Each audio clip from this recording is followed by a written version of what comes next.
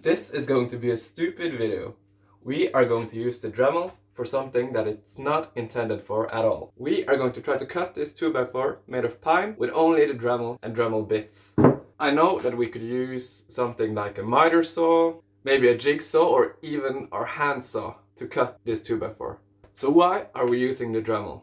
Basically, I just want to know if the Dremel is able to cut a 2x4. And since you're watching this video, I'm sure you are wondering the same question. Let's get into the bits that we are using to cut the 2x4. First, we got the wood cutting wheel. This cuts through wood very good. This is a spiral cutting bit. This one can cut deep, but as you can see, I have already overheated the end of it.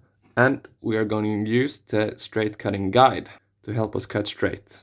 So let's start off with the wood cutting wheel.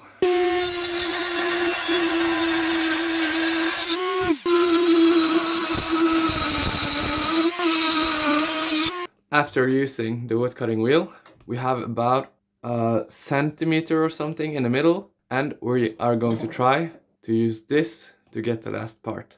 I'm gonna do very small and light passes across to avoid even more burning. Let's go.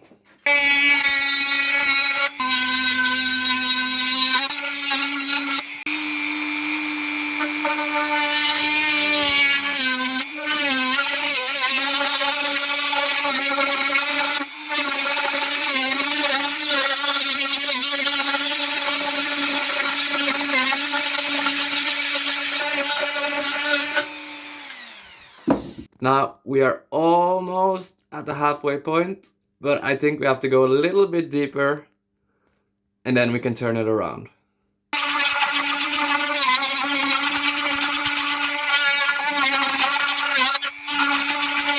Now I think we're over the halfway point. So if we turn it around now, we should be able to make it. But the one big problem here is that this bit here is so long and so far away from the collet. Yeah, you have to do very light passes. Let's turn the 2x4 around and get at it from the other side.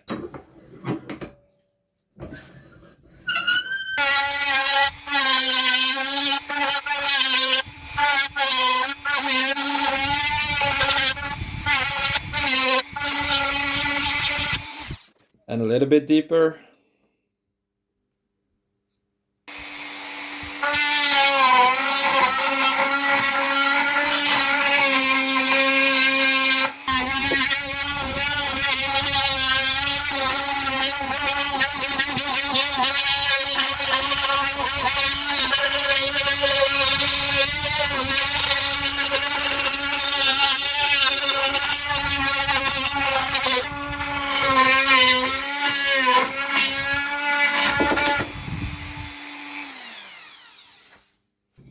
Well, there it is, guys. The 2x4 has now been cut in half. We made it!